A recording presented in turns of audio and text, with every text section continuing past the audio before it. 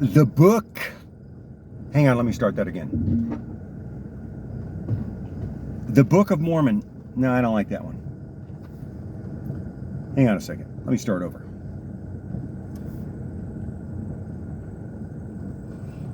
The Book of Mormon, but we're going to leave all that in. Hang on, I'm going to start over. Hold on. I don't want to do this while I'm leaving. I want to do it while I'm driving. Okay, the Book of Mormon.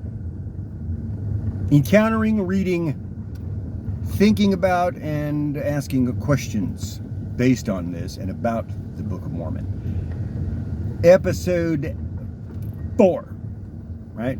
Or you could say 1, 2, 3, 4. Or you could say 1, 2, 3, 4. Episode 4.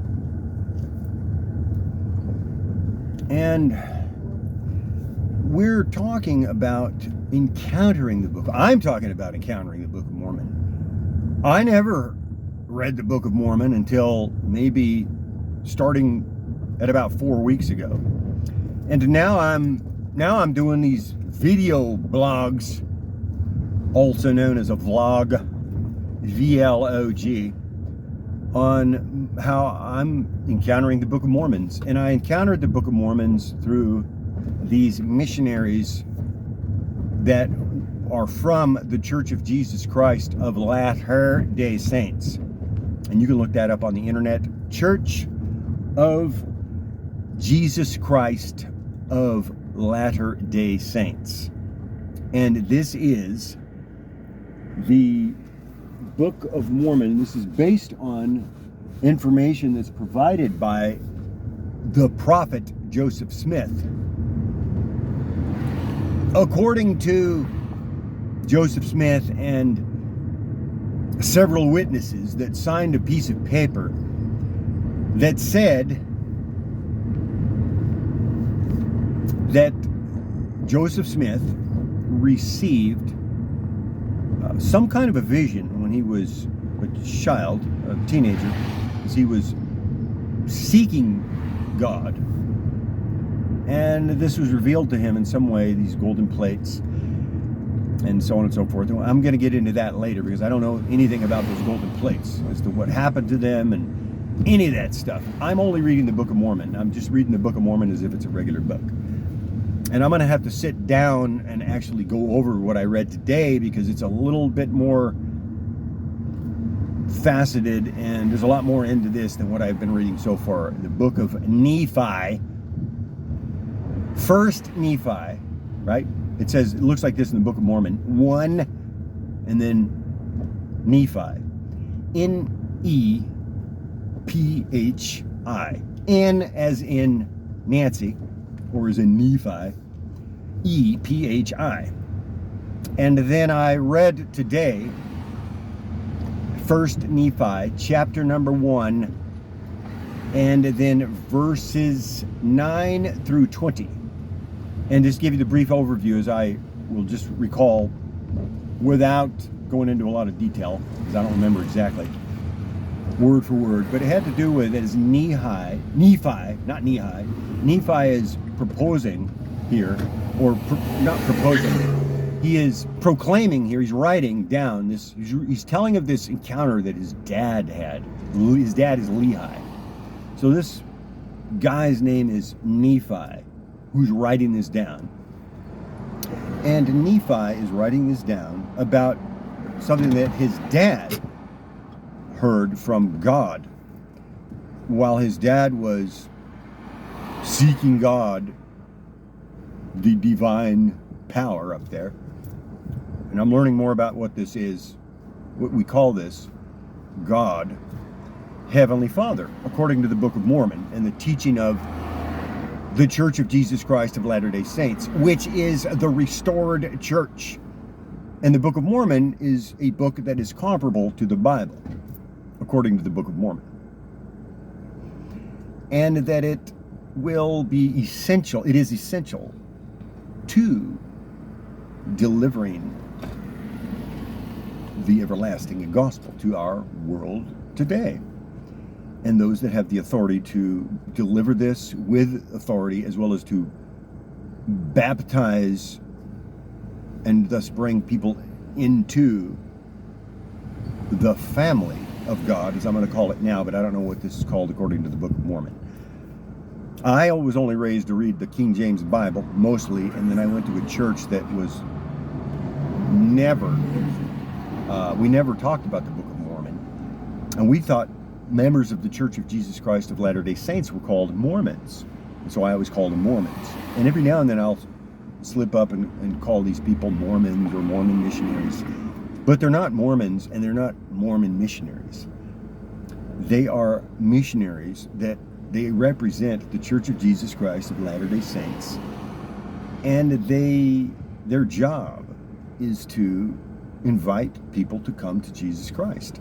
And this is what they do. They invite you to church, and they invite you to come to Jesus Christ, and they invite you to learn about Jesus Christ through various means. And then they will invite you to take the steps to be part of this family, as I'm going to call it now. I don't know the exact lingo. And I'm going to get into this in more detail about 1 Nephi, chapter number 1, and verse 1 through 20. But today I read 1 Nephi, chapter 1, and verse 9 through 20. And the basic idea here, a couple of items I picked up, and then I'll switch over to another video, which will be part 2 of part 4. Possibly something like that. It's going to be somewhat of a confusing title, but possibly it'll be, this is part 4, and the next one will be part 5 then, with the same reading section. Is that God, the Lord, will not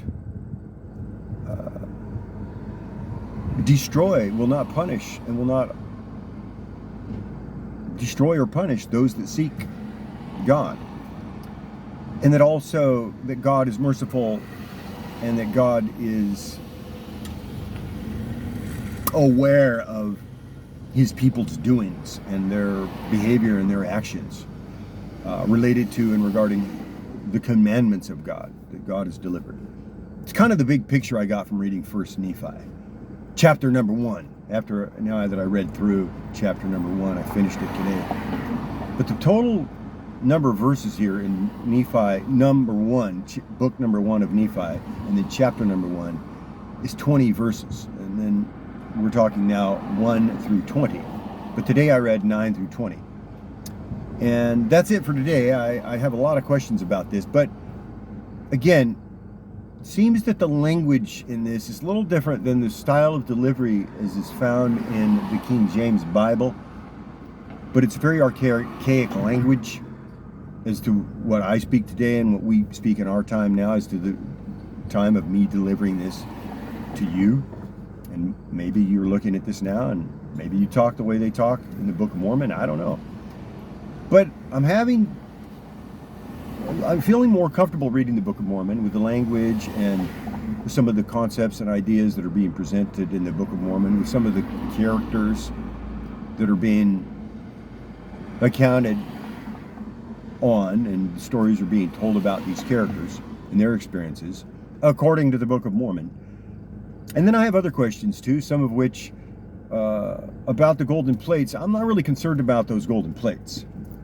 I don't care about those golden plates. That's not one of the questions I have. The question I have is, one question is, I want to know more about these witnesses. The 3 witnesses, and then I think there were 7 witnesses. And then you have the testimony of Joseph Smith. And then you have the notes in the Book of Mormon. I want to know who wrote those and where those came from. And then you have the events that are described in the Book of Mormon, and I would like to see some archaeological documentation or evidence for any of this occurring, where the Book of Mormon says it was to have occurred. So, a lot of questions. I'm reading the Book of Mormon.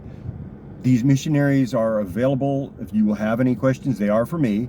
Also, they come to my house. We talk about the Book of Mormon. and we do work around the yard. We're working on a garden. We're building a garden. They volunteer. They're not under any compulsory rules to do it, but they choose to do it as a testimony, I guess, to their witness that they're part of this family of God, and that Jesus Christ is their elder brother, and that God is Heavenly Father to them. And this is a remarkable, to be remarked on, I will say. This is a remarkable idea to me, to see God as Heavenly Father and not as a distant planet or star or time bomb waiting to blow up if you make a mistake, or kill you if you did something in the wrong way. So far I haven't encountered that. It's simply a lot of good people, good conversation. I'm asking questions about the Book of Mormon. They are having this conversation right along with me. And they are often saying to me, hey, that's a good question. And these Mormon missionaries, and they're not Mormon missionaries, again, they're not Mormons.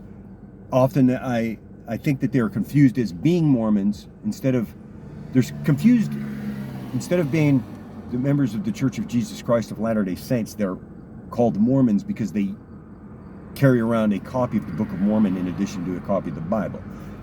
Which seems kind of weird to me, because we don't call Christians that are not members of the Church of Jesus Christ of Latter-day Saints Bibles, or Bible-lims, or whatever, or Biblists, or maybe we should. What I have found is, within the type of Christianity where I was raised, people are worshiping the Bible. And so far, I see within the Church of Jesus Christ of Latter-day Saints as this organization, if you will, I will call it that, this church, this restored Church of Jesus Christ, according to the Book of Mormon, is, and there's some other books too, and you'll see all of this in the book, in the introduction to the Book of Mormon, in the Book of Mormon. Look, man, I'm just encountering this. Whether you're into Action Comics #1, Amazing Fantasy 15, the King James Bible, whatever, or the Book of Mormon, it's a fascinating conversation. But so far in this encounter of the Book of Mormon, I feel like I'm becoming more familiar with the language and the style of delivery of the Book of Mormon, and I'm meeting more people, new people. I really do enjoy these conversations that I'm having with these missionaries that are representing the Church of Jesus Christ of Latter-day Saints. And they did invite me to come to Jesus Christ. And they will invite you to come to Jesus Christ, and they will show you how you can take these steps to come to Jesus Christ, and what a person must do to be part of this family in this specific way of, as I will call it, the family of God. And I don't know the specific language, and I don't know all about it. I'm just barely encountering this. So, if you want to learn more about the Book of Mormon, hey, go for it, man. And if you don't, super.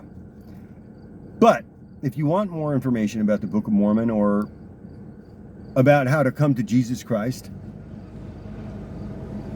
and you're following this conversation along as I've been delivering it, and hopefully maybe you want to leave some comments, then you can call these missionaries from the Church of Jesus Christ of Latter-day Saints, and they'll answer any questions you have the best they're able. And if they can't answer directly immediately, they'll put you in contact with someone that can, or a resource that's able to provide that answer as best they're able.